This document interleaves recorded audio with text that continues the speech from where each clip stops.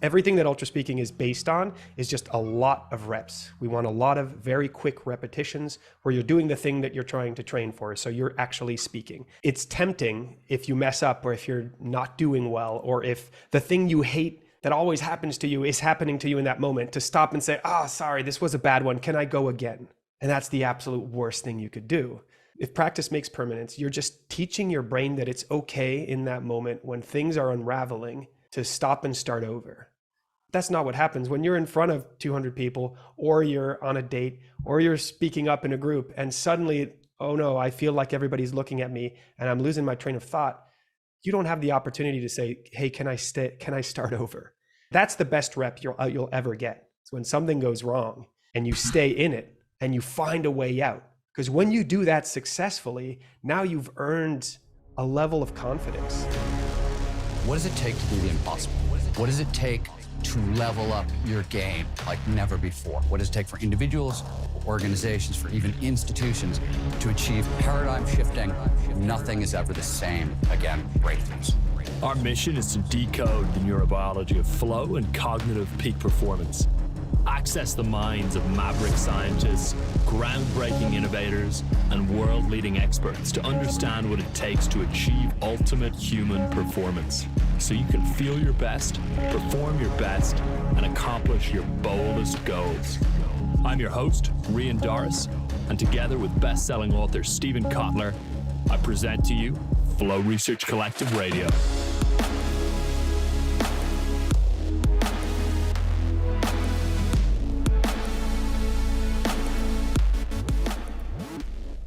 All right, so this is Dr. Tori Higgins for the Flow Research Collective Radio podcast today, and I am super excited to welcome Michael and Tristan from UltraSpeaking. I'm super stoked about this, not only to share all of the incredible strategies and tactics that they have to actually integrate flow training into your speaking skills, but also to really share with our collective how impactful the training has been for the Flow Research Collective as an organization. I've gone through this training. Rian's gone through this training. It's incredible. And I'm excited to share some space in the podcast with you guys to bring all your words of wisdom and strategies to our community. So welcome.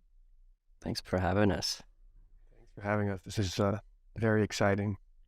So I want to kick things off with, first of all, for those of our listeners that are not familiar, what is UltraSpeaking? One of the most challenging questions to answer. Try and define your own creation. UltraSpeaking is a new way to think about speaking. Public speaking in general, but really we always ask the question, what's the difference between speaking and public speaking?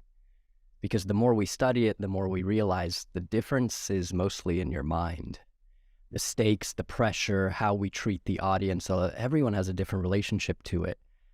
But what we've noticed that's most interesting to us is that people already speak really well in the right context with their friends, when you're at home, when you've had a couple beers, like we already have those skills, and yet something changes when the pressure rises. And UltraSpeaking is the study of what those changes are and how can we return back to this feeling of normality, this feeling of ease, because at the root of it, speaking is so fun. It's like dancing, it's like drawing, it's like surfing, it's a flow-based activity. And so UltraSpeaking began as this research project, and now it's a school.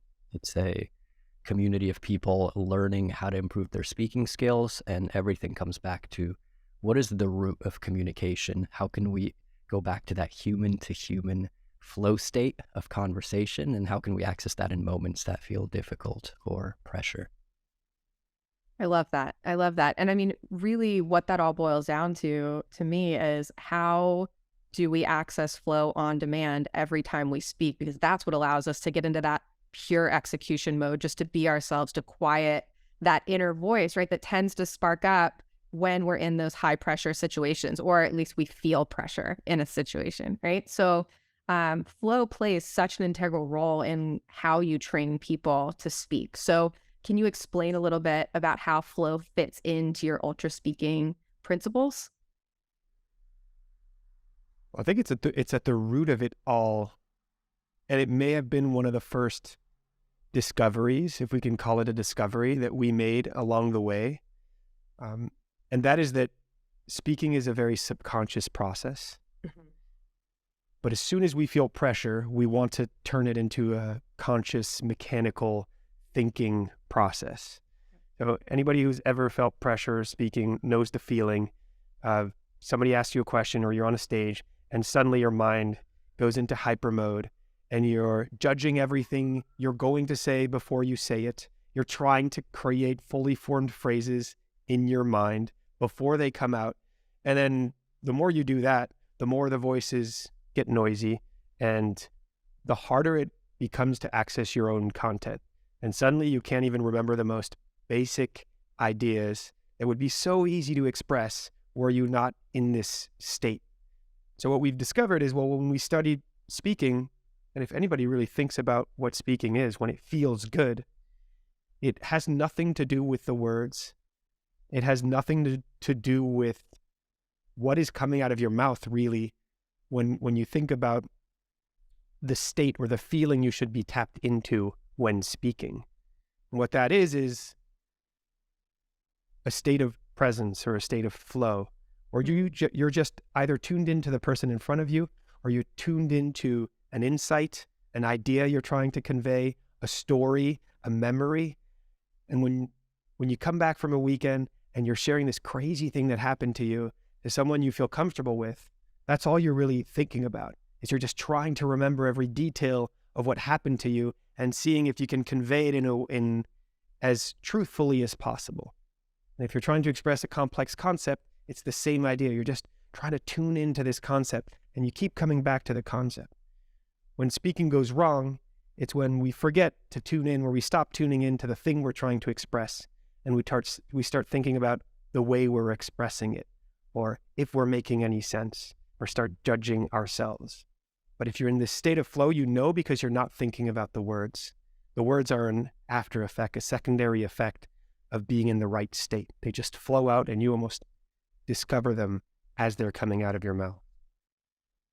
I love that. And so much to unpack there, because you're absolutely right. When we start to feel that pressure, and this is so well documented in, the sports psychology, research world, that we start to reinvest in the mechanics of how to do a thing, even if we've mastered it already. And what happens when we do that? The skill falls apart, right? Because we're thinking too much about it. And so I think I want to pull the thread there of what you're talking about, because you're talking about, in order to mitigate that tendency, right? We really need to we need to be intentional about the state that we're going into the performance with.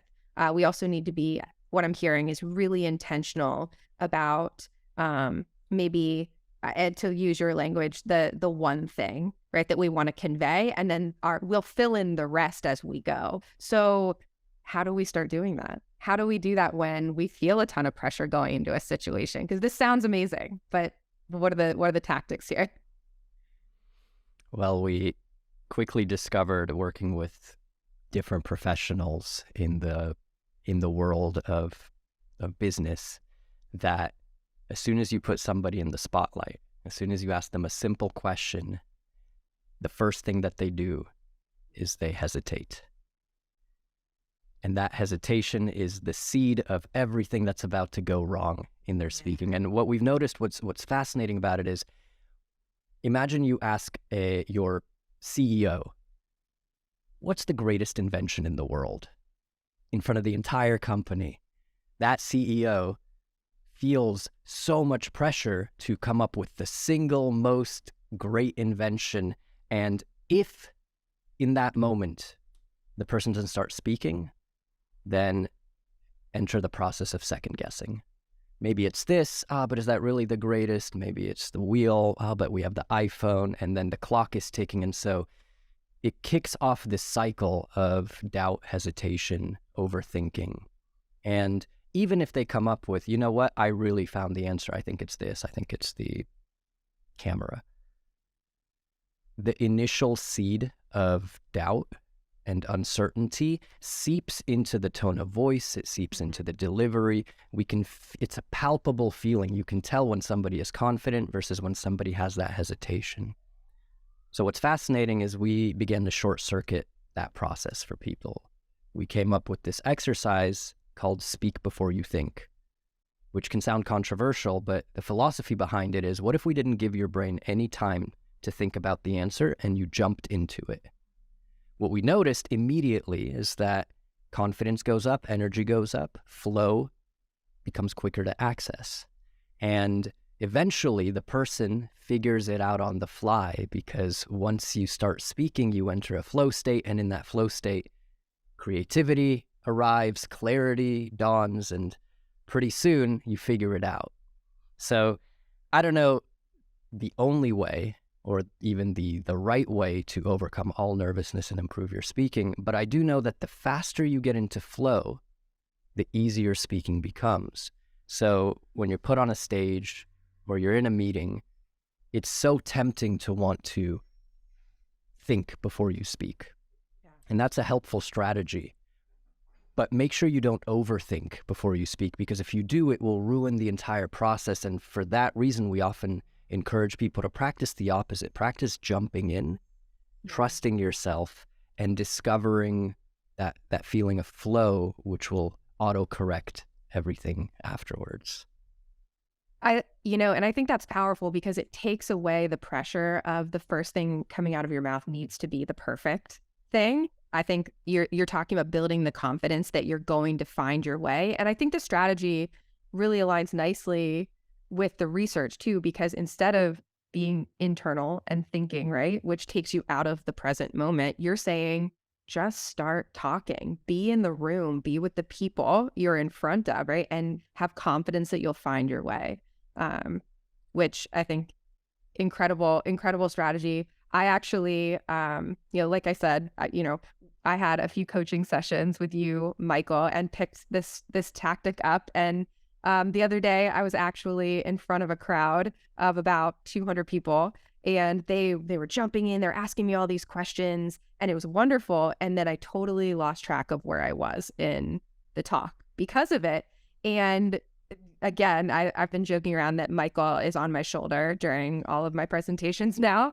And it was and Michael on my little shoulder said, just start talking. And I told the audience, I've loved these questions so much. I forgot where we were. And like 20 people simultaneously yelled out my last sentence. We had a great laugh and rolled right into it. Right. But I think, that's really a testament to the confidence of just being in the moment, be with people. Right.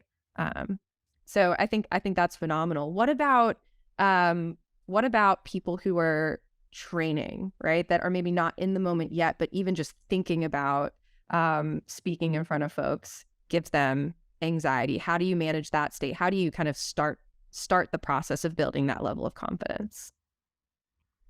The first step, we stole this saying from acting, theater, which is staying in character. And it's the easiest step and maybe the first step. It's our cardinal rule at UltraSpeaking. We have the belief that practice makes permanent. So you should be training in a way that you want to perform, as close to the way you want to be performing. So if you're in the middle of a training rep, and that's everything that UltraSpeaking is based on, is just a lot of reps. We want a lot of very quick repetitions where you're doing the thing that you're trying to train for. So you're actually speaking. We have all kinds of different games and tools that put you in a position where you have to speak on the spot with all kinds of different challenges. When you're doing so, it's tempting if you mess up, or if you're not doing well, or if the thing you hate that always happens to you is happening to you in that moment, to stop and say, sorry, this was a bad one. Can I go again? Yeah. And that's the absolute worst thing you could do. Why? If practice makes permanence, you're just teaching your brain that it's okay in that moment when things are unraveling to stop and start over. That's not what happens when you're in front of 200 people, or you're on a date, or you're speaking up in a group, and suddenly, oh no, I feel like everybody's looking at me and I'm losing my train of thought. You don't have the opportunity to say, hey, can I start over? What you want to do instead is, can I train my brain? That's the best rep you'll ever get. When something goes wrong and you stay in it and you find a way out, Because when you do that successfully, now you've earned a level of confidence that, oh, I actually managed my way out. And by the end of it, you hear the reflection of the group, and suddenly everybody's saying, no, I didn't even notice that you were struggling, or you actually came off as really confident. So the concept of staying in character is that from the moment it's your turn to speak until 3 or 4 seconds after you're done speaking, you are embodying a confident version of yourself. And in doing so, it's like if your normal state is a 5 out of 10, you want to show up at a 6 out of 10 in confidence, and you want to stay there the whole time. Regardless of what's happening on the inside, you want to continue projecting this outward-facing confidence. Very quickly, you notice that regardless of what's happening inside, people can't tell. They're not transparent, which is the feeling you actually have. So after a while, you realize, wow, that's crazy. I'm going through this crazy inner turmoil. I'm experiencing thousands of different things, but for other people, it just looks like I'm speaking to them, and I'm coming off as confident, which is the default state of any human being. So once you've heard that enough times, you start realizing, hey, this is working. And that projection of confidence that you get from staying in character actually turns into real confidence based on all of these reps that you've stacked one upon the other. So I'm hearing reps, the quality of the reps, and then no matter what, stay at it during all of those reps. So I want to pull the thread on all of those because I think each of those pieces is really important. Because, so first of all, the reps, getting the practice in. I know I want to talk a little bit more about, tell me how you train people to get reps in. Yes, stay in it, but I know you talk about scripts being a trap, right? Memorization is a huge no-no in UltraSpeaking. So if you're not writing a script, how do you prepare? How do you get those reps in? We use something called the accordion method, which is a format for rehearsing your talk or your presentation without memorizing and without writing anything down. And the premise is really simple. If you have a 10-minute presentation, can you try a 2-minute version of that? And you might go, wait, a 2-minute version, there's no way I can fit it all in. Well, exactly. Something's got to go. In fact, a lot of things have got to go, but what remains in the 2 minutes is interesting to discover. And as you go through a 2-minute version, maybe even shorter, a 1-minute version, maybe a 30-second version, you discover that what remains is what's most essential to your presentation. That's what we call the one thing. So if you only had 30 seconds to tell everybody in the audience what you want to say, what would it be? It's a really helpful exercise to go through. We call it the accordion method because we compress time, but then we do multiple reps where we expand it back. So we'll do a 2-minute, a 4-minute, maybe a 6-minute, an 8-minute, and then back to a 10-minute version. Each time that you do a rep, there's really only one rule: stay in character. Because you're teaching your brain to improvise within whatever time constraints you have. So imagine you're going on imagine you're asking your boyfriend or girlfriend for their hand in marriage. And you go through a 60-second version of that, and halfway through you're like, oh no, that doesn't sound good. And then you do a 2-minute version of that, but halfway through you're like, no, let me start over. If you continue that behavior, you're going to go into the actual thing without any trust in yourself, because every time you've given up. If you're able to do every rep and no matter what, you find your way to the end, then by the end of the accordion method, you've said the same thing in 10, 15 different ways, in 10 different 15 time constraints. What's really cool about it is you start to internalize your message and you start to connect some of the patterns like, oh, I've always said this story, but I've said it in 15 different ways. The bottom line is that your message and your script becomes natural. You don't need the right words. You kind of know the general flow, but each rep forces you to improvise in some way so that when you get up on stage or when you go on that date or when you go in front of the board, it's conversational, it's natural, it's unscripted. Why? Because you've trained that way. And that's so beautiful, because people are going to say, wow, it was almost like you were so spontaneous. Well, it's because you practiced for spontaneity. So those are the most valuable reps you can put in when you have some event coming up that you want to prepare for. Practice through speaking and change up the time constraints. Yeah. This is my first experience with you, Michael, as you asked, how long is your talk? And I said 90 minutes. And you were like, fantastic. Do it for me in 5 right now. Ready? Go. And I was like, oh my gosh. But through that accordion technique, it's so true. You whittle down really what is the most vital pieces of the talk. And then, when you show up on game day and they say, hey, we've actually cut your slot by 20 minutes. Is that okay? It's no problem. Totally fine, right? Because the heart of your message is already internalized, and everything else is kind of the supporting details that you can add or subtract as needed. I think it's also the only way, at least for us, the only way we've discovered to prevent your brain from learning everything word for word. Yeah. Because your brain wants security. It does not enjoy the idea when there's pressure and it knows you have to perform. It doesn't like the idea of spontaneity. It wants to know every single word. And and the first time you have a good turn of phrase, it's like, oh, remember that exactly that way, because we're not sure we're going to be able to do it again.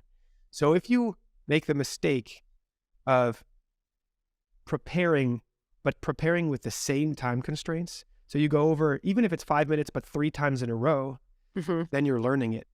And now that you're learning it, you've lost that elasticity. You've lost the ability to dive into your body and mind and discover new things and adapt to the moment. So it's really important that every rep be a different time so that your brain has no choice but to adapt. And I'm sure you've noticed this as well. The process of the accordion not only is incredible in giving you clarity, but it's also one of the most powerful tools for discovery. Found that when you go through the accordion, you discover all these little nuances that you didn't even know existed or you forgot about as you're going through the different time constraints. Truly. Yeah. And I think in order to really apply this strategy, you have to be really intentional when you're practicing. Because like you said, I totally catch myself starting to use the same phrases, or I tell the story in exactly the same way as I'm getting those reps. And so I give myself kind of a little check there of like, mix it up. And so I've heard you both talk a little bit about this before. If you don't do this, if you start to learn it, if you start to attach yourself to a script, you actually start to travel into the realm of performing versus speaking. Can you talk a little bit about why it's really important to stay in the speaking side? So many reasons. Well, I think the most obvious reason is if you've ever had to learn a poem, you know that feeling of forgetting one single line and then there's no poem anymore. It's gone. Because it's like you just had one thread. So if you cut that thread or interrupt it in any way, game over. Yeah. Whereas if what you're learning is not the sequence of words, but to really understand and get to the core of what it is you want to share, of what your one thing is, of what the few anecdotes you might want to hit along the way are. And that's what you're really cementing and tattooing into your brain. Now you have this incredible level of freedom because you're speaking and you can get lost. It's like, I love to say, it's like you have a GPS in your pocket. You can walk in the woods and go take any path. It doesn't matter, because at any moment you can pull out the GPS, take a look, and you know where home is. You know where you have to go. It's the same thing in speaking. If you have deeply understood the one thing and where the 1 or 2 areas you want to hit or more, that it doesn't really matter if you get lost, because you'll always be able to come back to the right place. There's also the side of what performance feels like. Performance does not feel like you. Yes. And that's so important, because the second you stop feeling like yourself, you're not going to feel comfortable. You're not going to be able to, it's kind of like being caught in a lie. I don't know if this speaks to you, but I think every kid, some adults, but like at least as a kid, we felt this. You start on a lie, and then suddenly you have to maintain that lie. And every single time you open your mouth, you have to go back in your mind and make sure everything you said prior will fit in with the next thing you're about to say. And so it's such a difficult act because now you're acting, right? Whereas if you can find a way to feel like yourself, you mentioned before that speaking before that in front of those 200 people felt like you're having a conversation with 200. Yeah. That's what we have as humans. We have conversations. So if you can tap into that state of what it feels like to be yourself, to feel like yourself, then you're always going to be able to navigate. It doesn't matter if you fumble here or there, because that's what humans do. And I think there's so much cognitive load associated with performing and putting on a persona, and it influences even your tonality and your energy. So absolutely, there's cognitive load there. And I also, it feels to me like it also creates a barrier from authentically connecting with the people that you're having that conversation with.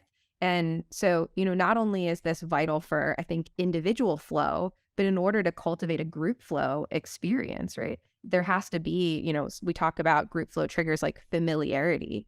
If you're not showing up as yourself, how can you be that group flow catalyst? And really, that's kind of, to me, the ultimate speaking experience. If you can get the entire room into group flow and have this phenomenal experience and learn together, come together with new ideas, and be innovative, that's the ultimate goal, I think, for at least when I'm speaking with people.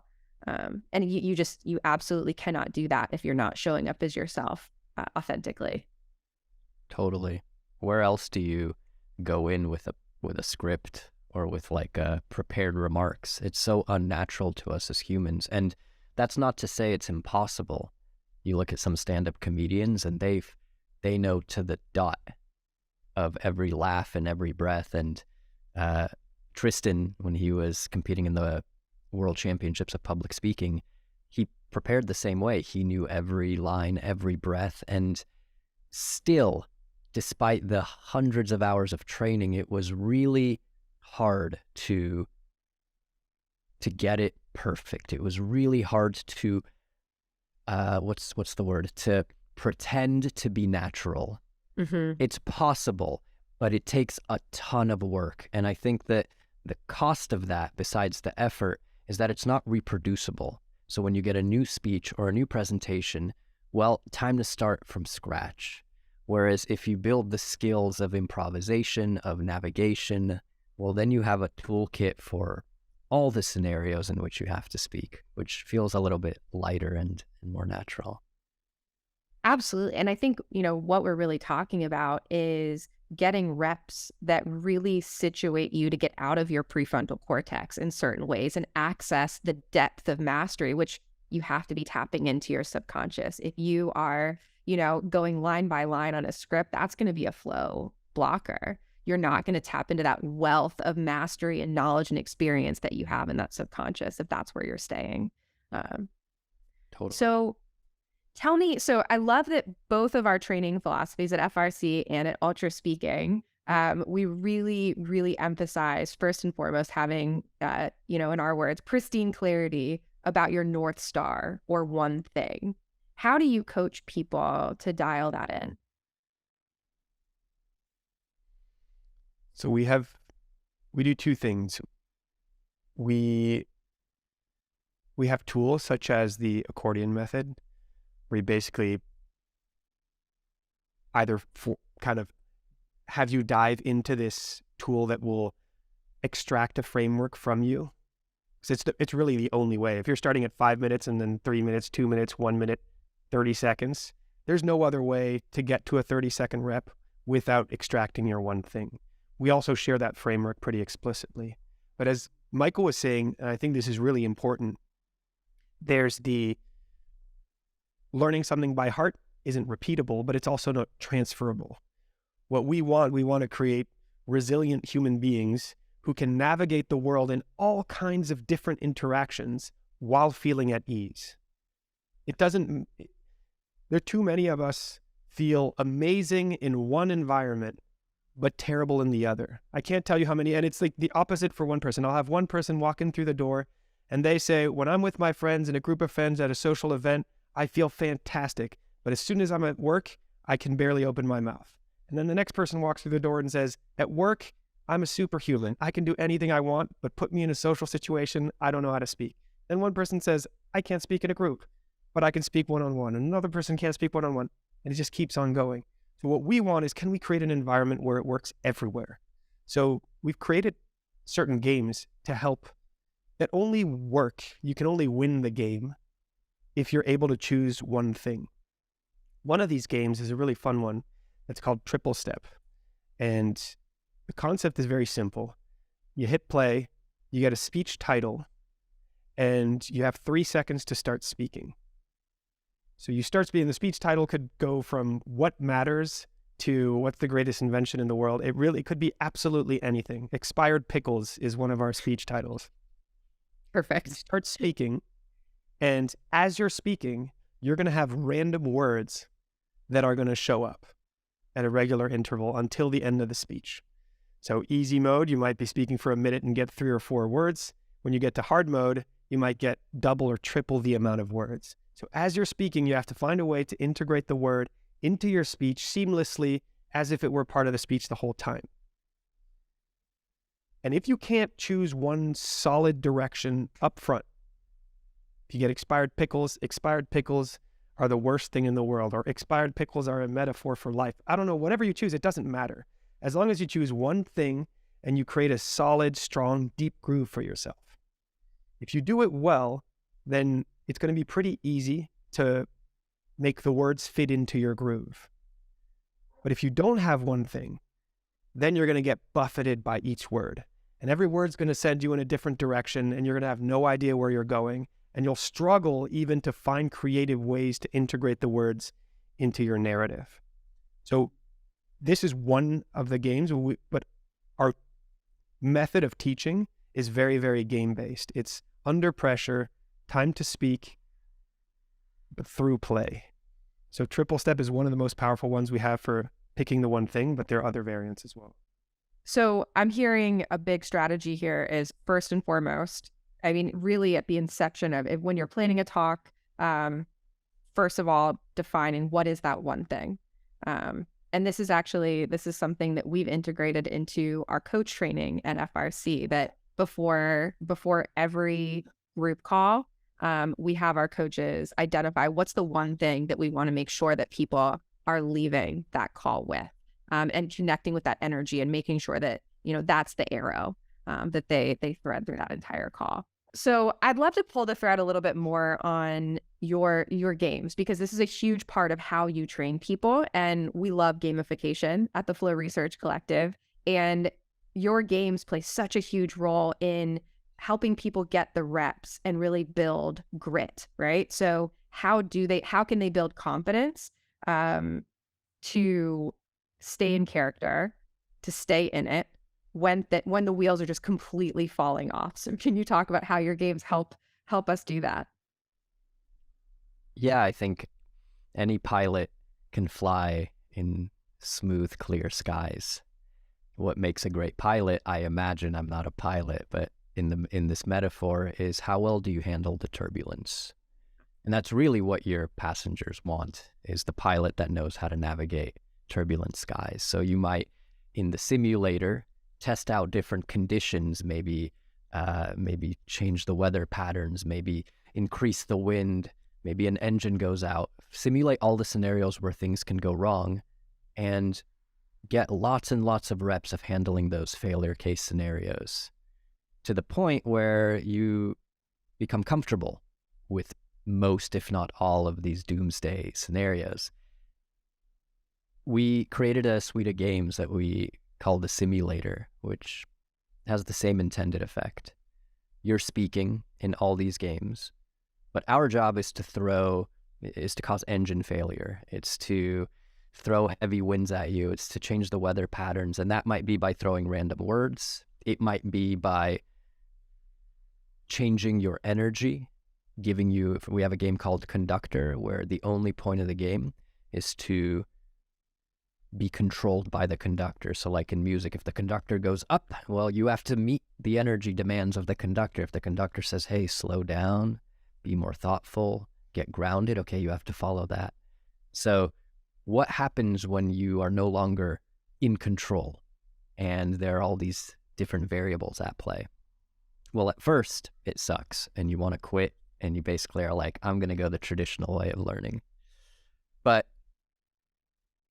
the issue with the traditional way of learning, which is taught by so many public speaking coaches, is it focuses on structures, it focuses on frameworks, it focuses on basically like the skill of choreography. Here's a sequence of steps to follow. But speaking is part of life. It's so versatile. One formula is not going to cut it. So you either learn 27 different choreographies or you learn how to freestyle. And I think that's at the core of our games is there's elements of freestyling to it. You're throwing all these different variables. So as you're in the fire, so to speak, and you got words coming at you and we're playing with your energy level and there's so much unpredictability, what you realize is that there is one thing that you have control over, and that's your ability to stay in character. It's your ability to put off a confident exterior despite the inner turmoil. Now, at first it feels impossible, but with practice you realize, oh, I do have a degree of control over this. And once you have that degree of control, then you're not wasting energy panicking on, oh no, everyone can tell I'm nervous. And that energy that you've now conserved, well, now you can put it productively towards breathing, towards thinking, towards, it's like extra storage space in your brain. So we play with turbulence, but it's the turbulence and it's training in turbulence that creates freedom at the end of the day. So the games, absolutely. I mean, I've played many of them at this point, and they do feel impossible, right? The difficulty gets to the point where failure is inevitable, right? Tell me a little bit about how experiencing that failure, like what tactics do you coach people to use to come out of that with more confidence versus just feeling beat up? So if you're playing the games and you're failing to the point where you think you suck, then the games aren't working well. In fact, what the games are supposed to do is create micro failures. Yeah. So the little fissures down the line. Because if we take a step back and we think about what speaking is once more, the state we want to be in when it's time to perform is a state of flow. We want to be completely immersed in the concepts we're trying to convey. So we shouldn't be thinking about speaking. Mm-hmm. Right? The feeling I should have is a feeling of complete trust that my mind and my body know what to do, so I don't have to worry about that at all. That's the ultimate state I want to be in. Now, the reality is what's most likely going to happen, even if you've achieved mastery, is that every once in a while, certain triggers are going to pull you out of flow, or at least close to getting out of flow. You're going to fumble on a word. You're going to say something that doesn't sound right in your mind. Somebody's going to react in a way that you weren't expecting. And so in those specific cases, you need to have strategies, very simple tactics that you can grab onto and apply based on the situation. Was it you who made a mistake? Did something complex just appear and you need to address it? Did you lose your train of thought? For each of these scenarios, you might have to react in a different way. And the only way you're going to be able to react quick enough to get back into flow is if you've spent time training. So in training, the games are supposed to constantly try to pull you out of flow, not make you fail and feel bad. Just they should be, you can make them more or less difficult. You can give yourself more time. There are different versions of the games that are simpler or more complicated, but you should be playing just at that right level of struggle where you're consistently kind of pulled out of flow and you have to apply one or more tactics to jump back in. So I appreciate that clarification. Really what I'm hearing is, and this is exactly what we train people to do when they're learning new skills and trying to build mastery, is take themselves to the edge of their skill set, right? Where they're really being stretched, and you are going to experience micro failures there. You're in the struggle. And I think I'm hearing that it does a number of things. Number one, that feeling of, everyone, many people have the question of what happens if I lose my train of thought, or what happens if I stumble over a word and misspeak. And your games are providing those actual lived experiences of like, so put yourself in that situation, pull that thread, go ahead and experience that thing in training so that there isn't a question. You can collect data on how that feels and then implement new strategies to actually manage it successfully, right?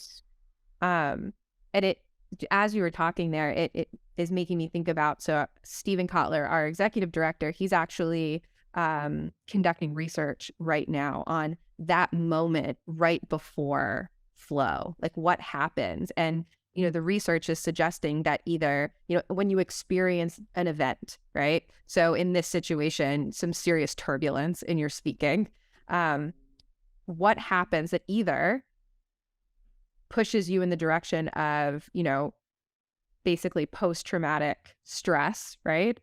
It was there trauma, or did it actually push you through into flow and you have post-traumatic growth, right? And so talk to me about the strategies in particular that you teach in these situations so that people actually have that moment and boom, get pushed into flow instead of, fall apart on stage.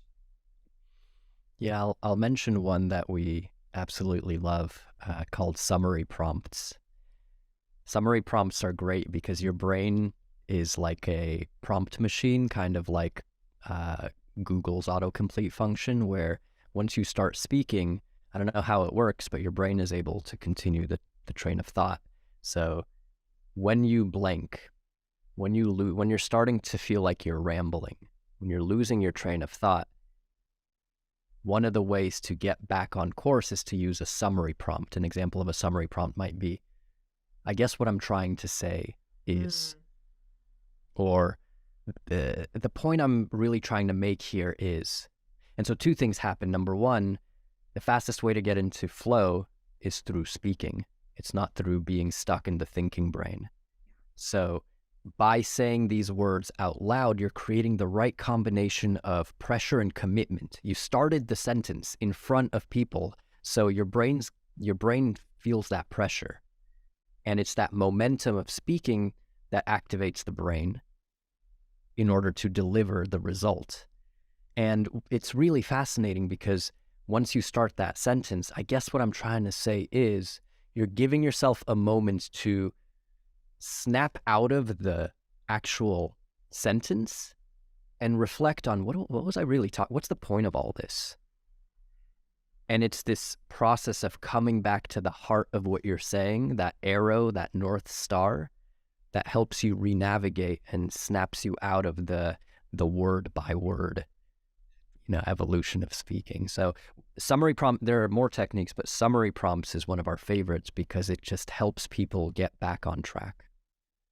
I think that's a great one. And it lands for me a real tactic of, okay, you said before, speak before you think, but that's, I think, that's an easy plug-in for, okay, you said speak before I think, summary prompt right away, buy me some time. I'm going to find my way once I start going. That's really helpful. Can you talk a little bit? I know another one of your strategies, and it's also one of FRC's favorites, is just breathe. Can you talk, and we do state management before and after all of our trainings. That's, part of peak performance training for us, is knowing how to intentionally shift your physiology to make it work for you rather than against you. So when you taught me this strategy during my grit training experience with you, it really landed for me. So can you tell us a little bit about that one? Well, the breath is one of our core tenets, pause and breathe, we call it. And if I could only choose one thing, I would probably want to talk about the breath. But it's not the first one we speak about, case in point, because it's a little bit more complex to implement. It takes a few more reps to get to that point where you feel confident enough to actually apply it. And it might be a little bit tougher to actually experience the effects of it in the moment. Like a summary prompt, I mean, anybody listening can try it right now in their next conversation. It works. It's like magic. It's astounding.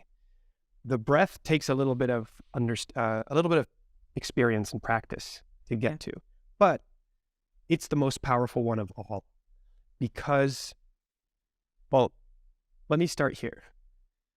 One of the things people fear most when it comes to speaking is not speaking.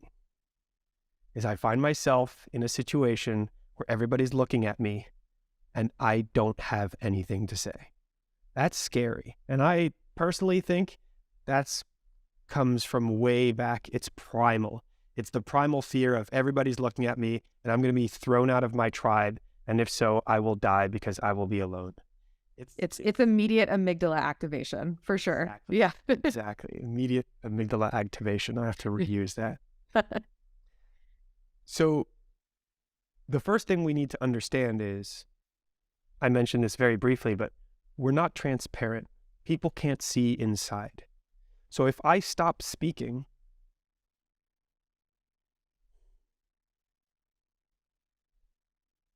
well, you can't tell if I didn't know what to say, if I'm doing it on purpose, if I'm lost, if I'm confused, if I'm panicking.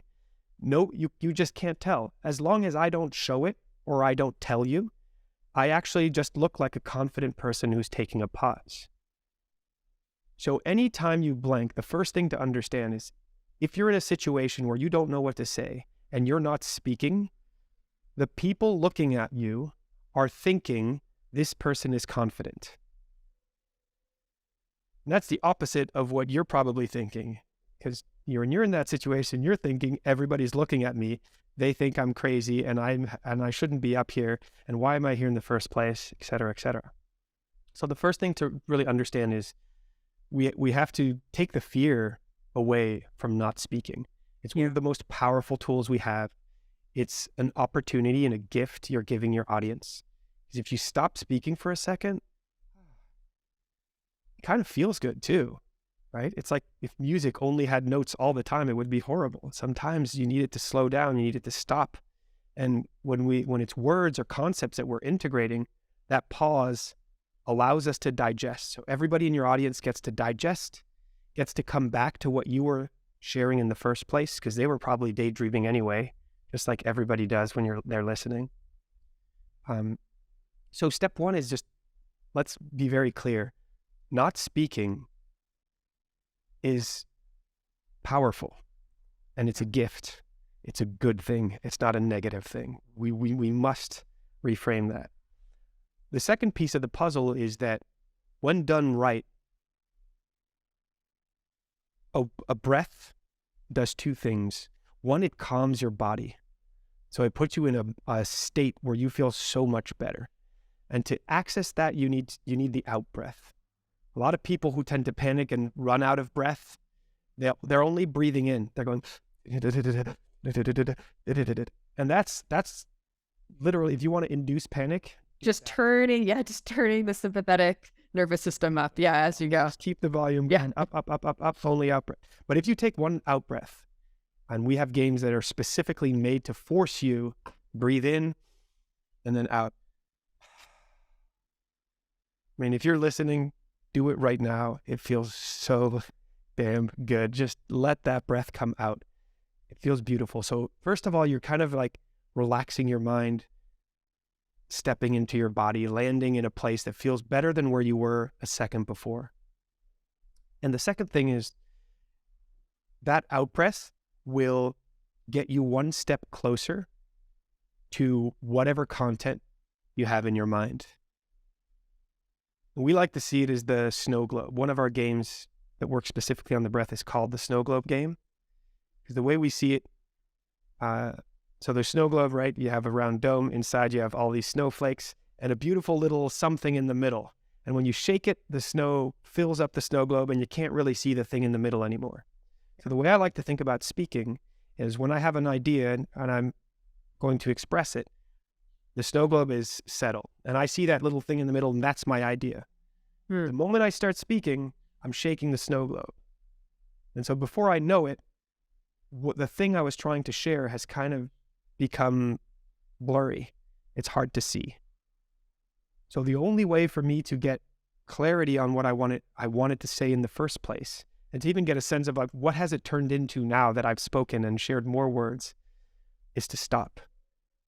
So if you stop, take a breath out, that's the quickest way to get the snow to come down.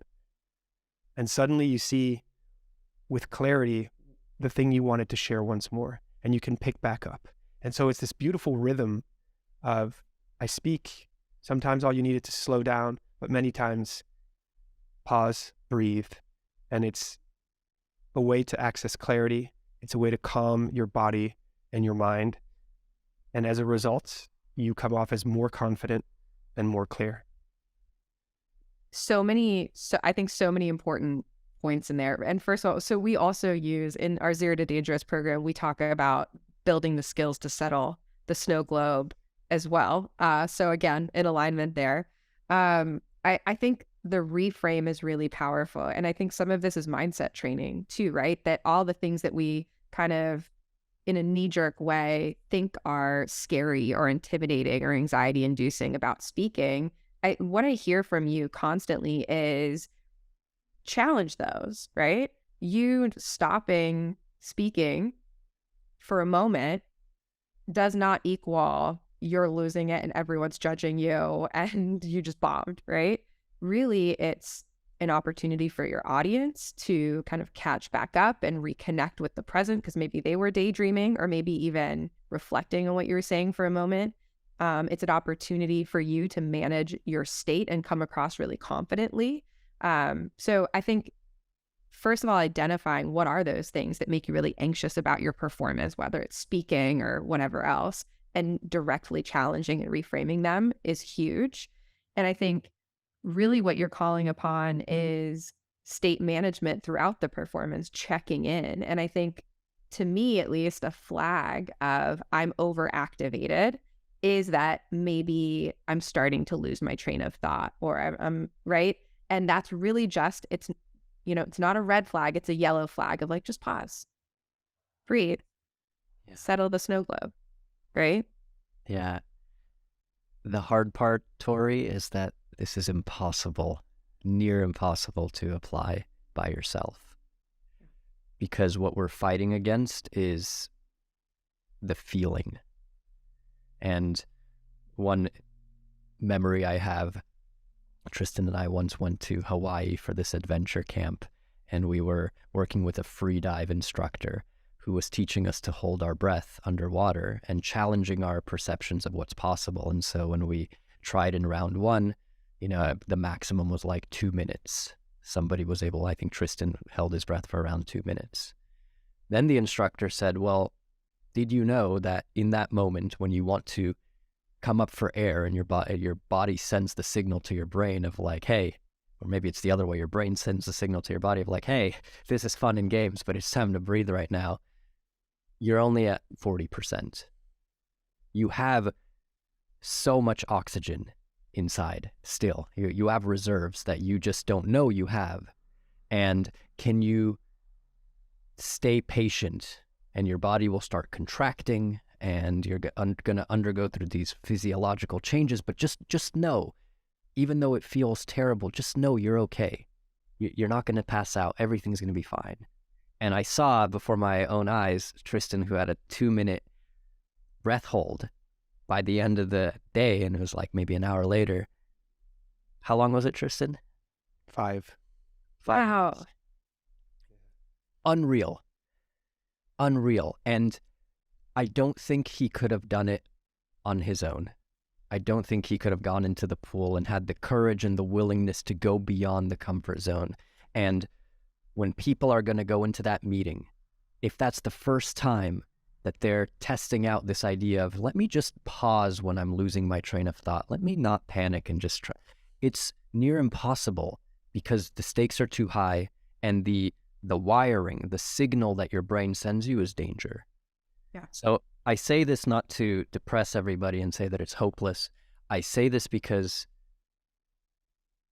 from all my experience, the only way to improve at speaking is to practice with people. It's to practice in environments that are constructed where you get feedback, where the pressure is there, but it's not career pressure. It's not, it's a designed environment for you to fail. Mm-hmm. And that's what UltraSpeaking has really created, is this environment, this simulator where you practice with people, which is such an important ingredient because you need the reflection. You need that other people to tell you, hey, when you took that pause, that was so powerful. And you're going to go, but no, that actually, did you know that I blanked during that pause? Until you have that experience, this will continue to be theoretical and conceptual. So it's so important to stress that for those that really want to feel self-expressed and thrive as communicators, as speakers, the most effective way, and potentially the only way, is to find an environment to practice with people. When you have that, the improvements are so rapid, but without people, it can take forever.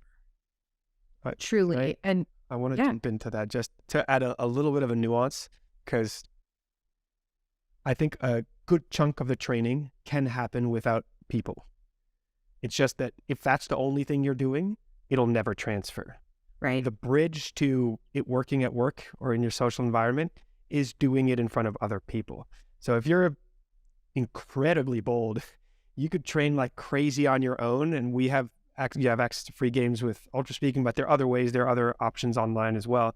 Find ways to force yourself to pause in the middle of your speaking and work on different concepts. Then you could just go out and try it. But for most people, the best way, the easiest way, is to go into an environment where failing is celebrated, where you'll have a coach there or someone else who will be able to give you a reflection, give you a tip. But in order for the transfer to happen, you have to apply it in an environment that is as similar to the actual environment as possible. It has to be almost identical if you want transfer to happen.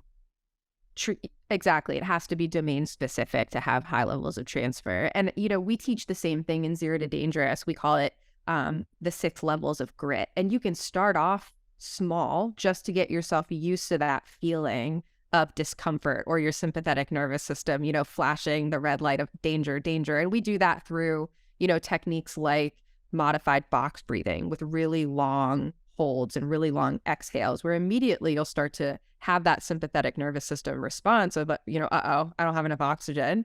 And having that moment of, reframing, having that self-talk of just pause, stay in it, and then having that really controlled inhale after that long pause trains that I don't need to immediately react. I've got this. And really, going back to your breathing technique, what I'm hearing is you're coaching people to kind of pull that release lever when they're feeling a little bit overactivated, they're in the struggle, pause, down regulate for a moment. And that's what pulls you and releases you into flow itself. But I think that to have that confidence to actually execute on that, you have to be in that situation. You have to get the reps in. Andrew Huberman, in his podcast in Cold Therapy, he talks about practicing climbing different walls. So staying in, an ice bath or a cold shower where you have that immediate sympathetic response. You want to get out really bad, but you stay in it. You've climbed a wall. You stay there a little longer and you're going to get that feeling again of like, okay, now I really need to get out of this shower. So practicing having kind of that mental toughness and grit to stay in it. So I think that can be really helpful to manage that stress response, but nothing is going to get you to where you need to be until you actually put yourself in the performance context, right? And get the reps in that way. There is one application of the breath that can be immediate for anyone without training it, and that's taking a breath before answering a question. When you're asked a question, it's the easiest way to feel good and give a better answer. Yeah. You're asked a question, and before you jump in, and then start speaking. I think those 2 seconds make a world of a difference. I think that's a phenomenal rule. And I think I'm going to steal that. I'm going to coach people, right? Because I think that it down regulates, it gives you that moment to think. It also, I think, again, it frames you as being confident, right? You're not rushing into, right? Powerful. Can I, So, yeah. just for the amazing listeners who spotted the paradox, wait, didn't you guys say to speak before you think and jump in without thinking? Now you're telling me to think before speaking? Okay, you guys are frauds or something. And that's what I love about UltraSpeaking, is that both are true. And it kind of makes sense when we think about life. What are the two dictating principles? Well, one is to plan, to pre-plan, to think through, to have a structure. And the other, and we call that maybe control. And the other is let go, surrender, go with the flow, trust your intuition. And which one is right? Well, both are great strategies, and I think we've seen people who lean too hard in each way and they're imbalanced. So to mitigate this paradox, both are true. We use speak before you think as a strategy to bypass overthinking, to jump into flow and to trust yourself to figure it out. And sometimes you get better results than if you had thought about it, because you really harness spontaneity and the muse was with you and something beautiful came out of it. Other times you want to take a moment to settle yourself, to see that first thought and then wonder, well, if it weren't that, is there a second thought? And as long as that thinking process doesn't turn into, but what about the third thought? And now there's judgment and hesitation. As long as you don't enter that fear mode and it's truly thoughtful and patient and unhurried, then absolutely 1000% pausing before answering a question is a great way to get grounded and to just give yourself that extra moment to center yourself. If I'm an overthinker, though, and so I take that moment, I analyze the thought, I maybe have another thought, and it starts to get away from me, is your recommendation just start speaking? What do I do? Yes. Okay. Pick one. Well, basically, that's why you need both skill sets. Mm-hmm. If you don't have the speak before you think ability, which is a trust that I can start speaking and my brain will find a way to make it interesting. I will find a thread. If that trust is not deeply rooted within you, then taking a breath is 1,000 times harder, because you don't believe that if you stop speaking or if you breathe before answering, that you're actually going to be able to come up with something. But if you know that worst case scenario, I'll just start speaking, and that's right there for you, then you can take that breath. And the point of the breath is not to analyze actively the question. On the contrary, the point of the breath is to not think about the question. The point of the breath is or not the point, but the actual strategy for the breath is actually just focus only on your body. Focus on emptying your mind, because it's from that state that you're going to be able to access your best ideas. So what we want is just I just let everything melt out. I feel my body relax. And then in that pause, in that moment after the breath, the one thing will pop up for me. And that's when I get to go with it. I think that's a really important clarification is when someone asks you a question, it's not that we're suggesting that you pause to buy time, look like you're breathing, but really your mind is racing. You're saying, no, actually pause, focus on just breathing, then jump in. I think that's a key tactical clarification. That's why training this is so important, because nobody's going to try this under pressure. Yeah. Like, wait, I'm supposed to not think about what I'm going to say, and then it's going to just come to me. A better answer is going to come to me. That's why you have to put it in practice, test it out multiple times, and notice, wow, this isn't a fluke. This works. If I just let go and I relax, a better idea is going to come to me. And if it's not a better idea, the first idea that I had will still be there for me, and I'll be able to go with it. Truly. And I was joking around with both of you before we, jumped on the call, but that the way that I actually implement this personally is I say to myself, just breathe when I'm breathing, which I find totally derails that like spiral of like, oh, I just forgot what I was supposed to say. I'm totally blanking. It's not there, right? Like that's a very scary road to start traveling down. It doesn't get better. So stopping that, like full stop by just breathe and just shifting very intentionally to that kind of slow exhale to down regulate, to me truly does the trick to kind of unlock and find my way back on the road I need to be on.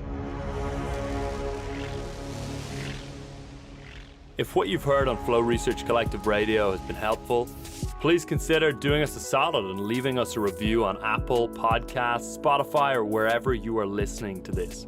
Reviews help us connect to a wider audience so we can get these peak performance principles out to more people.